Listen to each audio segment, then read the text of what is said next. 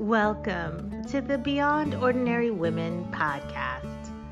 Every 2 weeks, we post podcast versions of one of our free training videos, or you can access our videos now at beyondordinarywomen.org. Enjoy the podcast.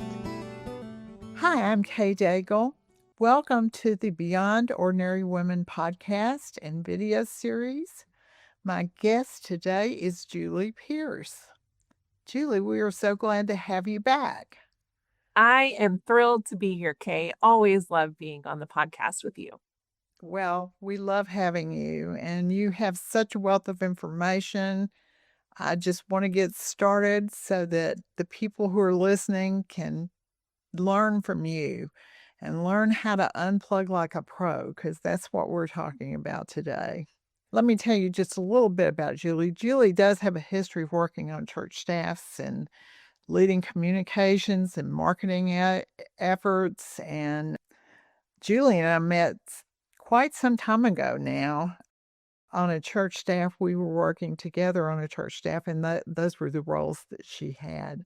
But she's also done leadership development in churches, and she now coaches executives and teams. There's a whole lot more about Julie on our website, so I don't want to go into every single thing that she's done, but it's a lot, and she has a lot of experience in this area, and I know that you're going to want to hear everything that she has to say. You can find out more about her on our website, beyondordinarywomen.org. Go to the drop-down menu where it says About Us and go down to Video Podcast Contributors, and you can read more about what she's done. So, Julie, this is a prevalent thing that people don't unplug. How would you describe what's going on in our culture that people don't unplug? Yeah, well, I love this topic because I desperately needed to learn how to do this. In other words, I learned the hard way. Yeah. And like we do so many of our lessons, right? Yeah, Oh pretty my much I've goodness. learned everything I know. I learned the hard Yes, way. right. I The hard messed way, up. right? I messed up Ah, so badly and learned. Yeah. yes. And so this was one of those things for me. And I think particularly now, we hear these phrases all the time. We're accessible 24/7. Everything is going 24/7, whether it's the news cycle or accessibility to anything and everything. You know, places rarely close down, whether it's Sunday or at all. You know, there are so many expectations to be accessible and available all the time. Yeah. And we also live in a time where little things can be blown up into huge things. And everyone has this heightened sense of urgency all the time. And so we don't have a proper understanding or proportion for what priorities really are. And so it just adds on this pressure. It doesn't matter if we are in a full-time staff position, part-time, or a volunteer position, we feel that pressure all the time. And so it's not a flaw that we individually experience. It's really this collective experience right now in our culture and in our world. And so it's no surprise that what the end result of that is that we end up burning out. We end up burning up relationships in our lives. We end up physically ill, all kinds of things that happen with our physical health, much less our mental health, are all of this accessibility, availability pressure to not unplug really does have all these dramatic consequences that can end up having just again, dramatic consequences on our lives, on our ministries, on our relationships that, quite frankly, we were never designed to be that way, ever. So it's really against God's design. And it's something we have to be intentional about to be almost countercultural with. Yeah. Well, I really have found that people in ministry are just as bad, if not worse, than people in secular jobs. And so when you threw this out as a topic, I was all over it because my experience of just working with people on church staffs shows me that that's the case. And you can even be a volunteer. I know some volunteers that are just at the church all the time. Yes. Like it is as bad as a job. They don't feel like they have time to do anything else. Why do you think ministry people are like that? Do you have an idea? Well, I have opinions, Kay, Yeah. all day long. I don't know if they're worth anything, but my opinion on this is I think when we add a spiritual layer onto this, we feel like we are doing God's work. Well, Jesus wouldn't turn them away. Well, they're asking for this one thing, so who else is going to respond? If I'm not the hands and feet of Jesus in this, then we add on all of this on pressure onto it that I think in some ways makes it worse. All right. So that's just my opinion. I don't know. What do you think? Why do you think that is? Well, I think that is definitely true in some cases for sure. Definitely. I mean, I always had this sense. I mean, I ended up burning out at one point and I felt like, I went to a counselor and she was very helpful and she's like, "What is it that you think would happen, Kay? What what do you think's going to happen if you don't do this?" And I'm like, "I don't know, the whole thing fail?" She's like, "So you don't think God has it?" Well, I do, but I guess I really don't. So I I agree. I'm sure that's not the only reason for it in some cases. I also think that there's just a lot of competition in churches these days because of all of the accessibility. It's like you're competing not just with the church down the street, but with the church in New York City or something like that. Yeah. That you need to be doing what they're doing somehow. Yeah, that's a great point, Kay. There is this unspoken competition or comparison that is constantly going on. I think also this work really matters, right? We care deeply for God's people. And it is really hard to say no to an opportunity to serve and love and care for, whether it's the least of these, whether it's the people on our path. Like, it's really hard to say no to an opportunity to care for our neighbors. Right. And so I think that's another layer to it. Something that you said about your counselor's wise advice. Gosh, my counselor sometimes is a little sassy. And so, like, whenever he said that, I was like, yeah, that sounds like what something mine would say. But I remember as I was years ago when I was on staff at a church and I was preparing for extended time off for a sabbatical. And the closer we got to it, I would say the words out loud to people around me. Well, I think we're going to have to cancel this thing. I think there's exactly 0% chance I am going to actually take this sabbatical, right? And I just kept like getting closer to it and watching the countdown happen and going, "Yep, this is never going to happen." And one day something else came up and I was lamenting to my husband, "Well, I guess this is the thing that I'm going to have to cancel it for finally. Like and he looked at me and he goes, "What in the world? What let me just tell you this. When you're on sabbatical, the Lord is still on his throne. Yeah.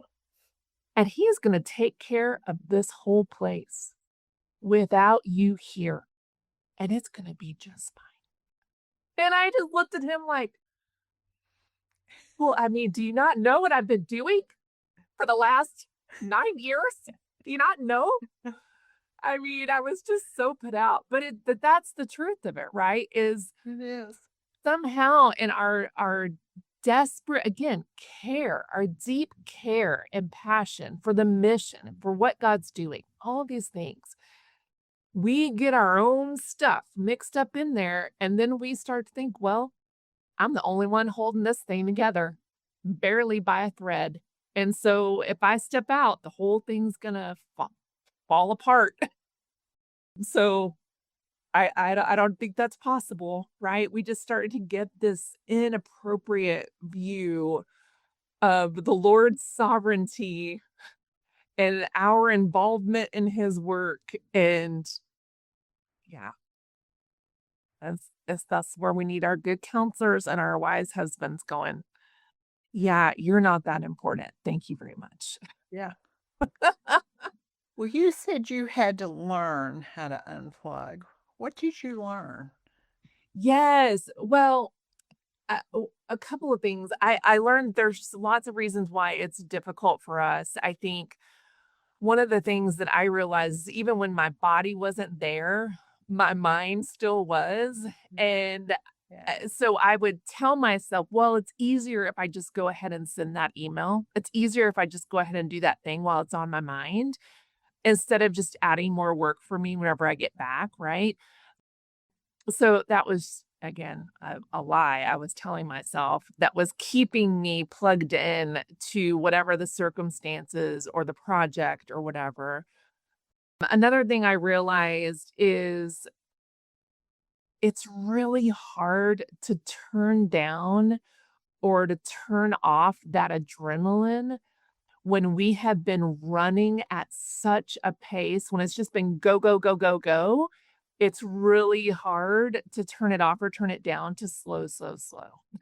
Mhm. And I had to really learn how to downshift, if you will, to like in a car, like if you were driving a manual transmission, you couldn't just go from, I don't know, fifth gear down to like neutral, right? Like you can't just skip all the gears in between. And so I had to learn, how do I actually slow it down so that when I do unplug, I don't run into a wall because the adrenaline has been going so much inside of me.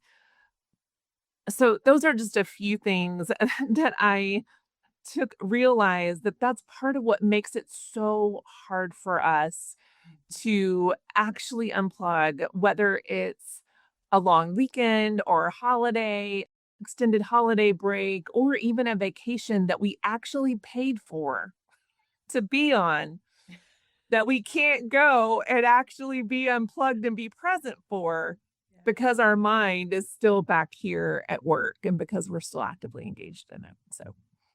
So, how do you turn your mind off? Well, I think there are a few, for me, to get to actually unplug, it takes a lot of prep, a lot of prep.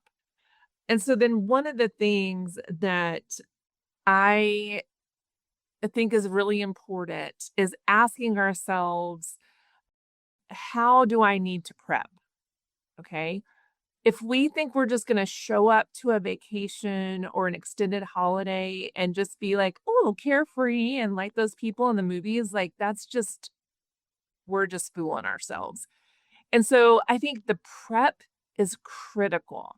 And so I think there's 3 things that we have to prep. I think the first thing we have to prepare is we have to actually prepare at our work.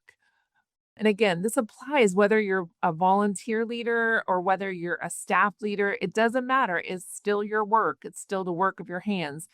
And so we have to prepare there. And so the first thing that we have to do is, and this is so simple, but so many leaders just don't do it. We have to put it on our calendar. So it is blocked off. Mhm. It seems so silly, but it is the first critical step so that stuff doesn't get piled onto there that then we're having to rearrange or take that call on vacation or go ahead and be present just for that one meeting. We'll just come in for that one thing and then we'll be back on vacation. So we have to actually block that time out on our calendar. We need to go ahead before that time off, before we know we're going to be out, and schedule meetings with our key volunteers, our key staff, a month and 2 weeks, and then week of, just for those touch points to make sure we hand things off and give them as much heads off and prepare ahead of time. I'll see leaders maybe do that the week of, but really they're having conversations they should have had a month ago. And so if we will back it up even further and do those meetings a month out, 2 weeks out, the week of, then we're actually preparing people and able to hand things over and make sure that it's also mentally for us, reminding us at every one of those meetings, hey, I'm handing this off. Look how it's being taken care of. So and so's got it, right? Instead of the day before, okay, has everybody got everything, right? Like that is not helpful to our brain. Yeah. That just causes more stress on the inside and makes it harder to unplug. So we have to prepare at work. I think we also have to prepare for the rest. So often we just show up and we expect to just be able to relax. It's so hard for me to relax. And if I don't do this part of the preparation, then you can just forget it. I'm going to just be mentally somewhere else. And so what I mean by preparing for the rest is I've got a few coaching questions and it's actually in this resource that your listeners are going to be able to have access to. It's called How to Plug Like a Pro. But I have a few coaching questions that I think are critical to sit with and answer before you even start planning this time away. And those questions are things like, what do I actually need on this time away? What kind of physical, mental, emotional rest do I actually need while I'm away? So that you can plan around that. If you plan a vacation that is, let's just say, has the intention of conquering a country over the course, and you know what I mean by like, we are going to conquer this city. We are going to see everything there is to see. And we are going to eat every bite and we're going to see every place and take every picture. And so you're up at like 5 in the morning every morning and you don't hit the bed until midnight every night. And you do that for 4 or 5 days straight. And what you really needed was a nap every day. You're going to come back from that time away no more rested than when you got there. And so if we can back it up and really prepare for that rest and ask ourselves, what do I actually need? What does my body need? It may be that you've paid for this really amazing, cool vacation, but what you need every day is a long nap, right? That's okay. Like, but what do you need so that you can prepare and plan for that? And then what's asking yourself the question, what's keeping me from unplugging? What's keeping me? Is it that I don't actually trust that person to handle it that I delegated things to? Okay, well, then you need to work that out with that person, right? Or delegate it to somebody else.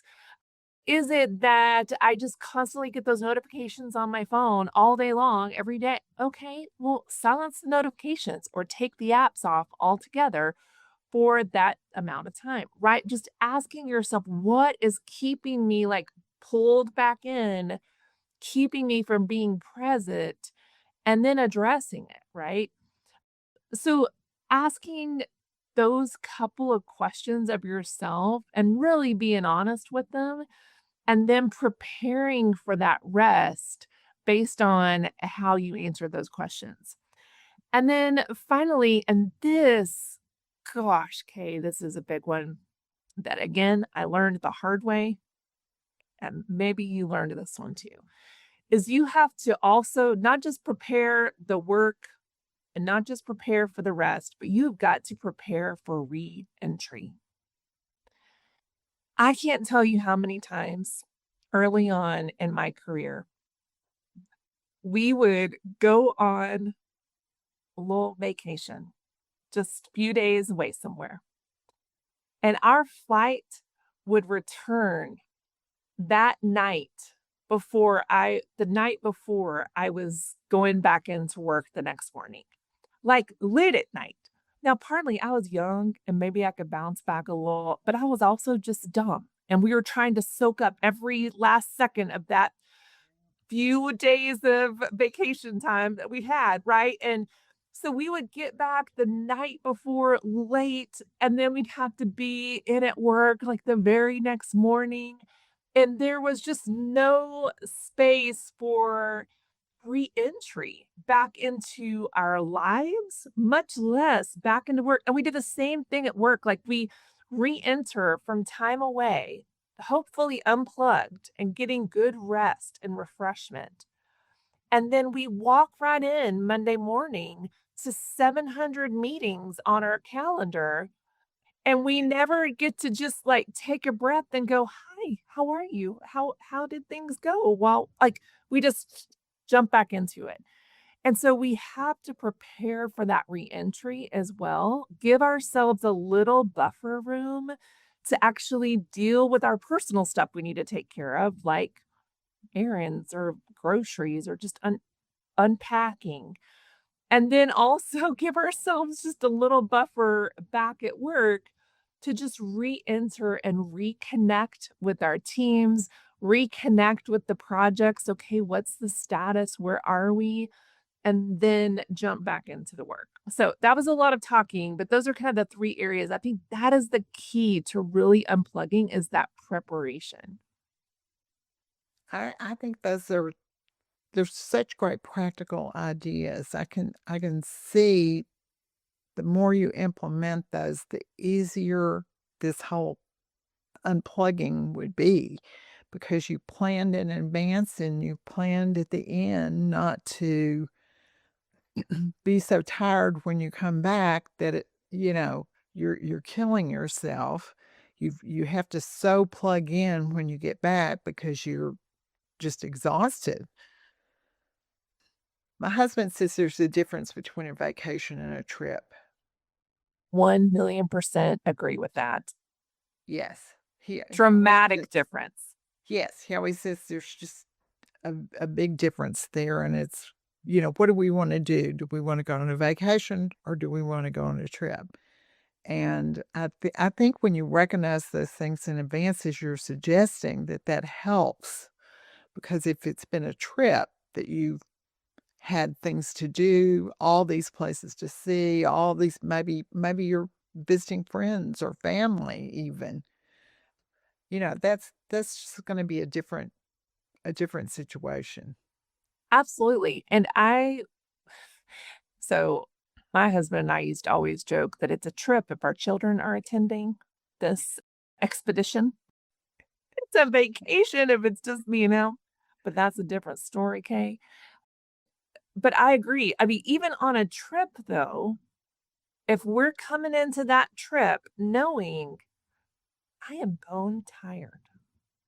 Yeah. And I've got these babies that have not slept through the night and I don't even know how long. Have no idea.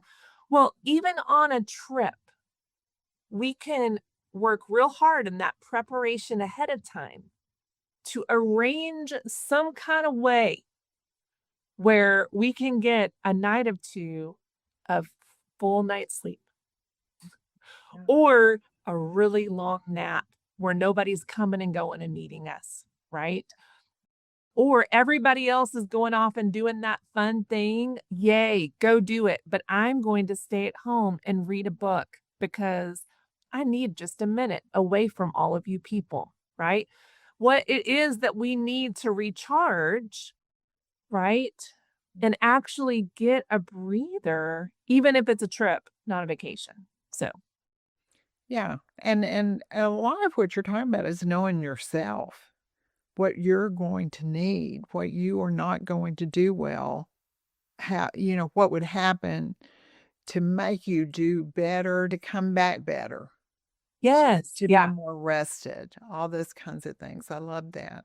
There's such practical ideas. Well, and I think with the knowing yourself, I used to have a lot of FOMO, like fear of missing out. We are at this amazing place with these amazing people and I don't want to miss something. And I would just come back exhausted. And so I just know, like for me, when I'm on like the thing we plan around our vacations is a nap almost every single day. Because I love to sleep, Kay. I love sleep more than just about anything else in this world that the Lord has given us. I love sleep. I love to sleep. I love sleep. And so I don't care if we're missing out on this one more amazing thing. Like I just want to take a nap in the afternoon. Like I just want to take a little nap. That feels like vacation to me is being able to take a nap. And so whatever that is for you, like figuring out like what is it that will help you rest and refresh. It may not be a nap for somebody. It might be a hike for somebody else. Whatever, that's fine. But figure out what your things are and make sure you weave that in so that you actually come back refreshed. Yes, it matters for you, but it also matters for the people you serve. And however we look on vacation, we are modeling for our team what we expect of them. Hmm. So if we are constantly available and texting and emailing and jumping just into that one meeting or whatever it is, we are modeling to our team with our behaviors, even if our words say, no, take that time off. I want you to unplug. Well, what we're modeling to them is, I want you to unplug, but really I expect you to be available because look at me. I'm also available all the time. And if we're modeling to them, hey, we're going on vacation, we're going to unplug, but actually we come back exhausted, we're not doing anybody any good. Like they need us to catch our breath. Yeah. Yeah. Can you tell that I care about this, Kay? Yeah. Yeah. I do. I don't think I love sleep quite as much as you do, but Gosh, I love sometimes I like being alone. I also love being alone. Yes. And that's good. I remember that years ago we took a trip with our kids to DC. And so I wanted to get up in the morning and go to a certain site, and they really weren't very interested. And they said, I think we're just going to stay here and sleep. Well, that was great. I got to go by myself. It was really a Perfect. nice And break. everybody was happy. Yeah, everybody was happy. It was really good. I wasn't forcing them to go with me, and they weren't forcing me to stay there and wait for them all to wake up. Yes. It Love it. was really nice. But I can see how the way that you model this makes a difference for the people that you have left in charge. Mm. And I think those are really important points. If you're leading a group, leading a team, you've got to show them how to unplug as well. Yes. And you're also if you keep touching base and just dipping back in the whole time, you're not just modeling for them, this is what it looks like. You're also saying to them, I don't trust you to actually take care of this. Yeah. I don't trust you have what it takes. I don't trust that you'll follow through. That's what you're saying to them. Yeah. And I mean, what a punch in the gut when you're the one there working on it, taking care of it, making sure everything is goes off without a hitch, but your supervisor keeps communicating with their behaviors. I don't trust that you've really got this. It's so yeah, it's just it really undermines everything you're trying to do with them. So, Yeah. Yeah. As a leader, you're training people, you're modeling for them, as you said, you're entrusting things to them. Otherwise, you're really just micromanaging. yes. Well, any other final tips or tools that you want to leave with our audience as you think about what's going on with them? Yeah. My favorite tip, and again, this is just one of those silly practical things that leaders will tell me later. Oh my gosh, that was the thing that was so helpful. So I hope it's helpful for all of your listeners. One of the things that I always do on the last day, before I'm checking out for whether it's the holidays, vacation, whatever it is, I always do a final brain dump. And I will either get a blank sheet of paper, a blank whiteboard, a really large post-it on the wall, whatever works best for you. And I will just dump out every last thing, the last 10%, right? I'm worried about this. I've got to make sure this gets taken. And I will just everything, even stuff that's maybe future whenever I get back. I don't want to forget it. I dump it all out. And then I actually take every single thing and I assign it a date for after I get back. Oh. So that again, talking about reentry, so that whenever I show back up that first day after my time away, I don't show up to this big pile of mess that I dumped out before I left, right? Instead, I've taken the time to actually sort through it and go, "Oh, actually, that doesn't need to be done at all. I'll send that in a quick email." Or I'm going to assign it to a day whenever I get back so that now my brain can again actually relax and unplug because I know that's been taken care of, right? I know that it's been assigned a time for me to actually deal with it. So I don't have to worry about it right now. So that's just one of those, again, it sounds like a silly thing to do, but it is so, so helpful. Well, it sounds like a wonderful idea. Just because I do know that things go on and on in my mind if I've got those things pending. But if you had a date and you knew that you were going to deal with it then instead of it just dumping in your lap when you get back, how wonderful. That's great, Julie. Did you come up with that idea yourself? I don't know, but if I borrowed it from someone else, I would be happy to give credit away No, because I just think it's brilliant. It's a brilliant idea that I would have it never ever thought well, of. it made all the difference for me. The brain dump is one thing, but then my brain is still holding on to when am I going to get that done? When am I going to get this done? So if I can go ahead and assign it to that date, then it releases the internal worry that happens for me. Yeah, and when I've got that worry going on, I've got something like that. That's when I wake up and I can't go back to sleep. E- Again, sleep Even is a though priority. I can't do anything about it while I'm, lying in bed. Yes. Still, it just is bothering me, and I cannot sleep. Yes. Good. That's not good Nope. for any of us. Well, thank you so much for sharing all of this. I know that some of you out there could probably use, some of the coaching that Julie does. You can get in touch with her at Julie Pierce. Let's see, juliepierceleadership.com, and Pierce is Pierce. I know there's more than one way to spell that, so I don't want you to miss getting in touch with Julie. And she mentioned earlier the resource that you would be able to access if you sign up for her newsletter. So if you go to that website, I know that you can do that as well.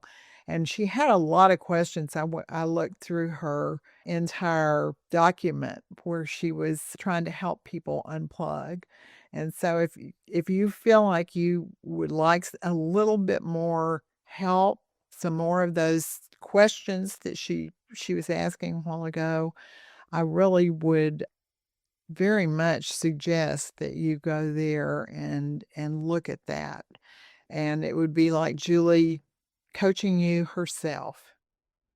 Yes, these are literally the questions that I just pulled from old coaching notes whenever I would work with leaders who were getting ready for just to, whether it was take a vacation, take a sabbatical, go, off on the holidays, whatever it was. And so I just kept pulling these questions from my notes and then I just pulled them together. So it is very much like we're coaching together Yeah. as you work through this resource just to prep for that time away. Yeah, that's the way it seemed as I read through it. I thought I feel like you're asking me these questions, and they were really good, insightful questions. And for many of you out there, you're not thinking of going somewhere right now, but you may want these questions later on. So go ahead and download. Will they be able to download it? Yeah. Yeah. Go ahead and download it now so that you'll have it available to you when you're ready to really unplug. And I know Julie and I both have benefited when we have unplugged, and we really highly recommend it. So thank you so much, Julie, for sharing your experience, your ideas, and just your guidance for all of us in this area, because it's a tough one in our culture, I think. Well, Kate, again, thank you for always paving the way for all of us by bringing your expertise to this podcast. You have helped so many leaders over the years, myself included. And so I am so thankful for you and your voice and just your wisdom that you share with all of us every day. So thanks for inviting me to be a part of it. Always a joy. Well, we love having you. We'll have you again soon, I know. And for those of you out there, we're so glad that you joined us. I would suggest that you go to our website as well, beyondordinarywomen.org, and go to the pull-down menu on resources. From there, if you would go to the leadership development, then from there go to general leadership, and then you can get to a section called You as a Leader. And this is going to be posted in that area, You as a Leader. And if you're interested in other ways that you can become a better leader, this is the place for that. You particularly, what you can do to be a better leader, to your soul care, your unplugging, and all those other things. They're really important for leaders. That's where you'll find those. So we invite you to browse around on our website, and we have many other topics as well. So thank you once again, Julie, and we hope to see you soon. Thanks for listening to the Beyond Ordinary Women podcast. You can find more podcast episodes and other resources for leaders by going to beyondordinarywomen.org. This podcast is produced by Beyond Ordinary Women Ministries. Our production team includes Diana Anunda, Evelyn Babcock, Kay Daigle, Sharifa Stevens, and Deborah Herring. The theme music, Back in Stride, was written by Don E. Miller, produced by Glenn W. Cranford, and used courtesy of Christina K. Miller.